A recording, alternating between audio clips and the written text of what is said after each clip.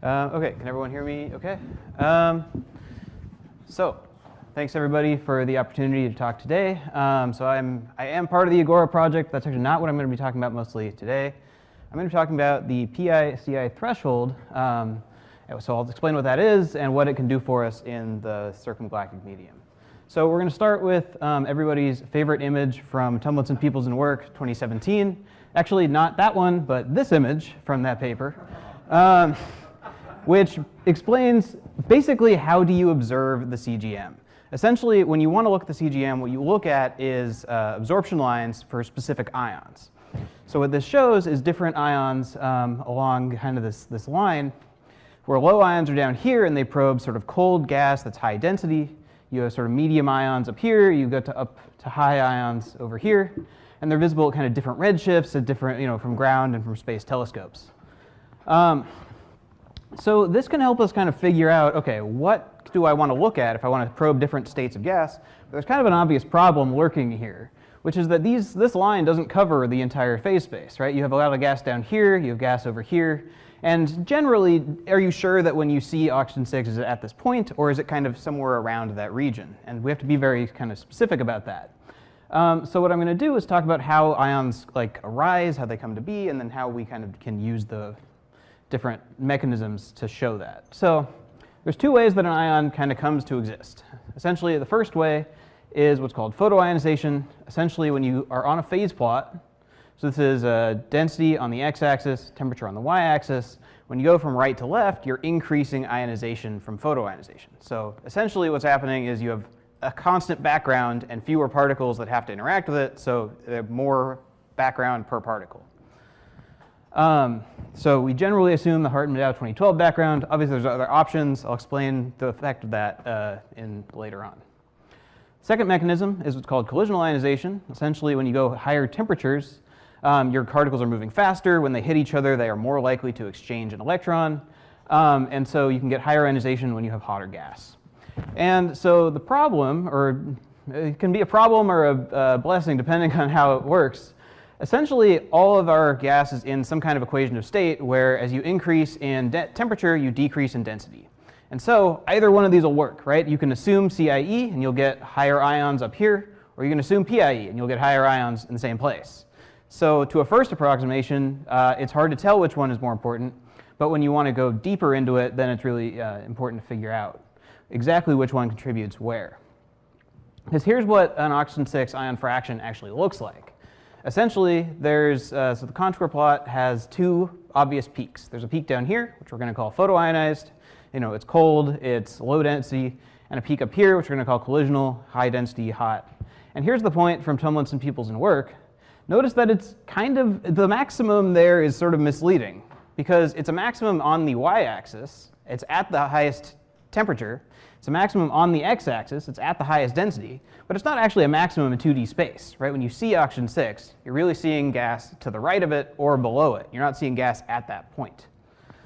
So what we wanted to do is be able to draw a line that actually separates out all of phase space and not just sees the peaks, but sees other regions like in here, what's going on maybe up here, or you don't have very much oxygen 6 down here, but you can have enough to see depending on the circumstances.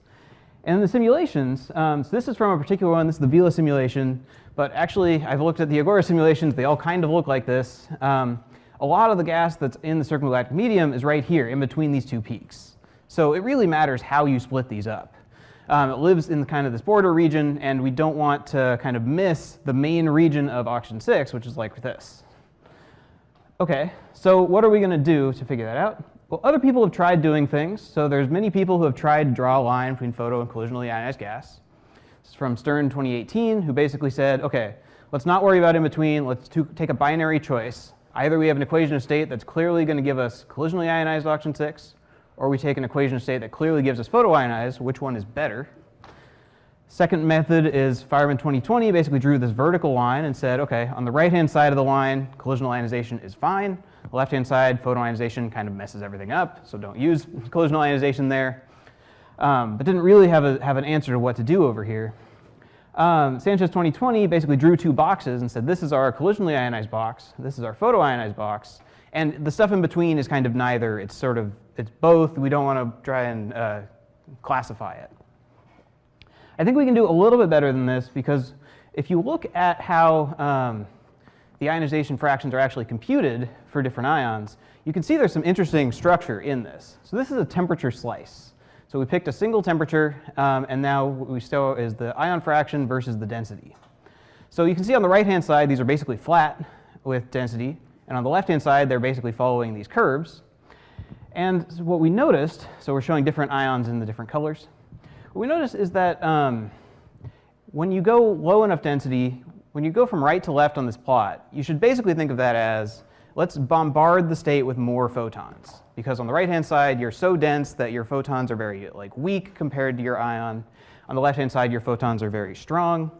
And you see that as you go to the left, you get to really high, the highest ionization state. It all goes into oxygen 9 eventually, if you go high enough. Okay, so we notice that there are only 3 possible shapes of this graph. The first shape is what looks like this, has a peak at some point, and it never goes to any constant fraction at the right-hand side. Essentially, we start at 0 on the right-hand side, and as we go left, we gain this atom from photons coming in. We're going to call this a photoionized graph. So essentially, it hits a peak, or for the highest ion, it hits a peak at 0.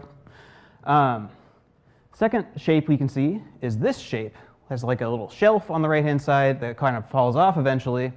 This we're going to call collisionally ionized. So essentially what this means is you get all of this at high density when you have basically 0 photoionization. You still have this ion. This ion already exists. It's created through photoionization. When you go from right to left, you can destroy this ion, but you can't create it. It never makes more of this ion. It only makes less.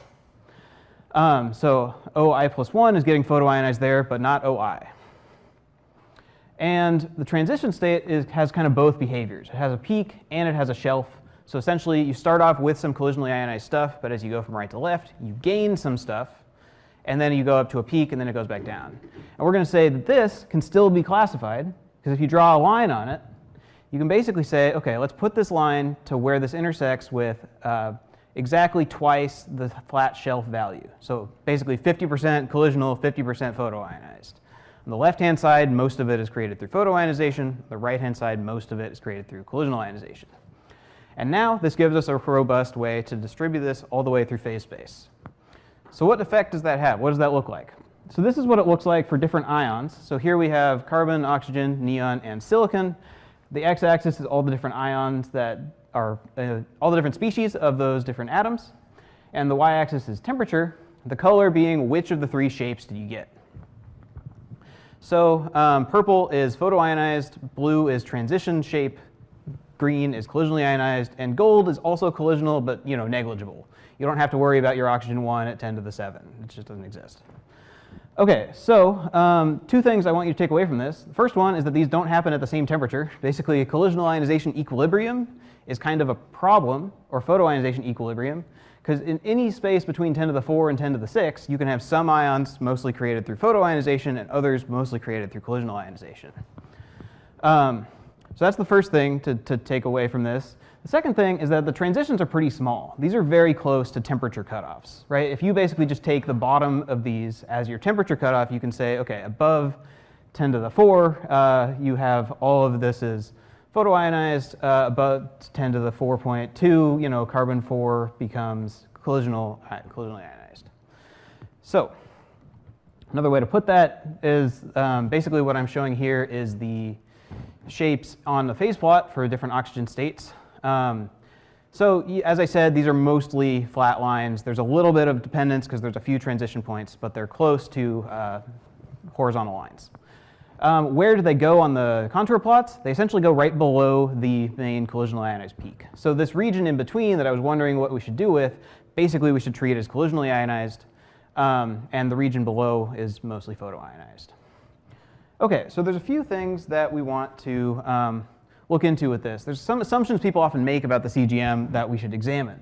First one is that the ionizing radiation in the background affects how much photoionization matters versus collisional. So here's an example of how it changes. This is the change in background with Z according to Hartman et al. 2012. So obviously at Z equals 0, we have this low number. It goes up to Z equals 2, the kind of green, and it goes back down at Z equals 4. The second one is just that high ions are generally hot, or generally collisional. Low ions are cold, they're photoionized. are these actually right?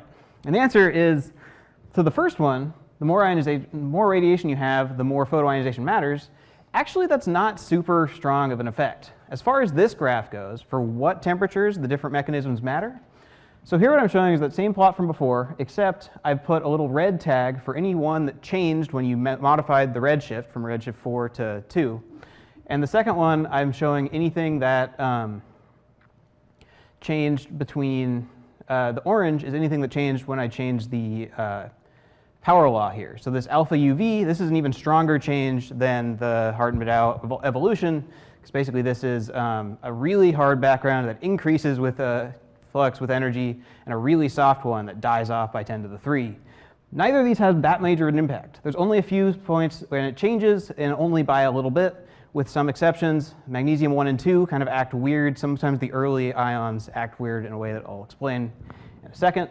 But overall, little impact, at least on this picture. So you can basically take this to be fixed no matter what your background is. The second one is that high ions are CI, low ions are PI. We've already kind of talked about that that's not really true. But actually there's something else interesting happening here. This is the photoionization temperature threshold versus different ions. And you can see there's a structure here that you might recognize. Basically, your last two ions have a big gap between your next group, which has about 8, between your next group, which has 4. That should remind you basically of ionization energies and energy shells of an electron. Essentially, what you have here is the different ions. This tracks almost perfectly, the ionization threshold and the ionization energy. So these are very similar graphs. How similar are they in this space? Essentially, what we can say is they follow a very nice line here. It's basically exactly linear. So our cutoff algorithm, which looks at the shapes of the graphs, basically perfectly tracks the ionization energy. These are perfectly linear. That means you can take a ratio of them. So that's what we did in the bottom. So this is cutoff energy divided by ionization energy, and you get that besides the first ions, the oxygen 2, sodium 2, as long as you look at anything higher than the first one, they stabilized around 0.06. So essentially, if you have more than 0.06 of your ionization energy in your temperature, you're mostly collisionally ionized. You can basically use this to determine solidinal or photoionization importance everywhere for any ion.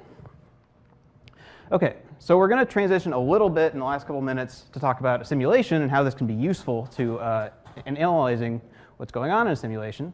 So the Vela simulation, I'm not going to explain it much because it's already been introduced, but it's basically the CGM of it looks like this. It's got cool inflowing streams that have low metallicity, hot outflows that have low density, high metallicity, that are in pressure equilibrium with each other. Okay. And so what we wanted to do is we looked at our definition of photo and collisional ionization, and we said, well, which one matters in which places? So here's two views of that. I'll kind of just focus on this one. Essentially, the blue is a sightline that goes through has all photoionized oxygen 6. The red says a sightline that goes through is all collisional, and the black is basically no detected oxygen 6. And your first thought here is, okay, the inner part is clearly collisional. Maybe the gas is getting hotter there. And actually, when we separate this out more carefully, that's definitely not what's happening. The gas isn't really getting hotter here, but you actually are having a transition between which states are important.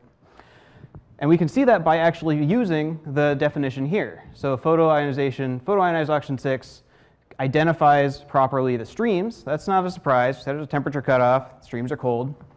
And the collisionally ionized stuff is everything else. However, we found that when we looked more closely, the collisionally ionized stuff is mostly concentrated on the boundary layer. This is only about 3% of the volume for collisionally ionized stuff, but about 90% of the mass. So the vast majority of collisionally ionized oxygen 6 is located inside these boundary layers. Okay, so is this kind of a coincidence, right? We did just apply a temperature cutoff and we didn't find the edge. But what we want to look at is the physics. Do the physics of the 3 different phases actually look different? And the answer is yes, because if you look at these, so here's the streams as in blue, interfaces in green, and the bulk in orange, temperature and density. Those have sort of different profiles. They're all sort of almost temperature independent. This isn't quite true, but they're close to flat. If we take them to be flat, we can use the temperature slices we showed earlier, and we can get a good understanding of what's happening with the ion fractions in each one of these regions. So the streams basically are at this temperature. they're in this characteristic density range, and in this range, they're basically a power law. As you go to higher densities, you're getting less oxygen-6.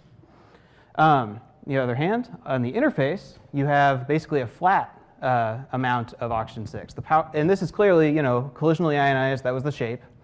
In this region where the interfaces actually live, this is mostly flat. And on the bulk region, you have a very low fraction, which is not very straight. It actually is kind of a broken power law inside this characteristic density. So what happens when you look at if you look at the three phases now, knowing that, having looked at those other shapes, this makes perfect sense. Essentially what's happening is the ion fraction, as you go from outside the CGM to the inside, is constant in the interfaces and declining rapidly with inside the streams.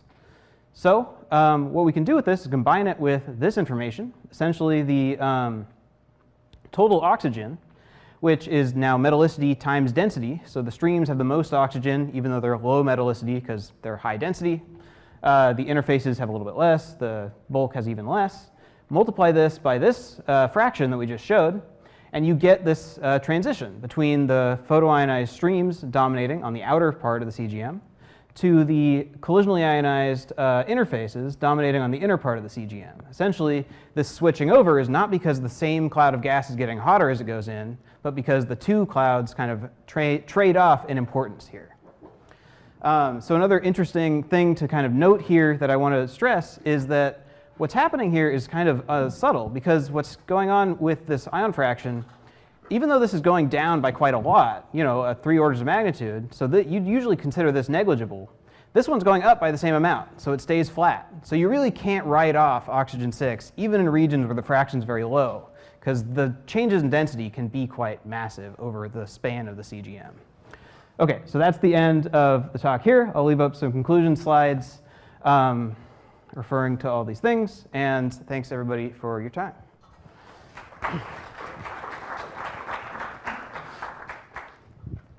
Questions for Clayton? So maybe one question that I did not understand entirely. So how do you differentiate between collisionally ionized and photoionized in the simulations?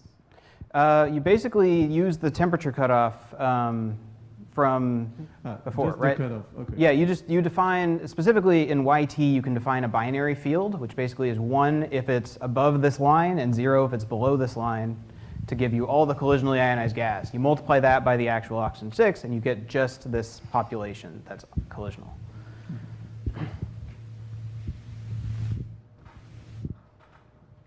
Yeah, near. I've been trying to think in my head how to ask this question. I don't know if I'm going to ask it correctly, but so bear with me. This is just a conceptual. I really like this. I think this is super cool, but I wonder, when you're talking about these ion fractions, you can think about either going from simulated data of the temperature and the density and the metallicity and trying to infer the total ion fraction, or observationally, you see an ion and you want to infer back the density and the temperature. Right. In both of those cases, any kind of forward modeling or backward modeling that you're going to do is going to include both contributions from collisional ionization and photoionization, presumably. Does it matter at the end of the day in any inherent intrinsic way whether a parcel of gas is mostly photoionized or mostly collisionally ionized for any of these inferences? I mean, it matters because the shapes basically look different. If I go, sorry, wrong way. If I go back to here, right, essentially what I've said is that the collisionally ionized shape looks like this. It's basically flat and a lot simpler in a lot of ways. If you're in a temperature or a density region at a specific temperature that it's mostly flat, you don't have to worry too much about like the change in fraction. The fraction can be held constant, which often is done. Most people use, okay, take fraction be constant, let's model with everything else. But for photoionized, that's really, really hard. Basically, this fraction is not constant at all. It's not even near the peak, which is usually what's assumed when you think about photoionization equilibrium. So collisional ionization is basically easier to process than photoionization. So if you can find gas or find tracers that probe collisional gas, and you can figure out in any way that it is collisional, you can get a much better estimate of certain things than photoionized gas. So let me just, if I understand, it's a way to try and estimate where all this modeling will be more or less robust or Yeah. sensitive to variations depending on identifying. Exactly. Okay. Yeah. So Okay, thank you. because collisional is very flat, photoionization is very much not. Okay, so let's thank Clayton again, and we'll have to move to the next speaker. Here, you go ahead and go there. There's a HDMI right there.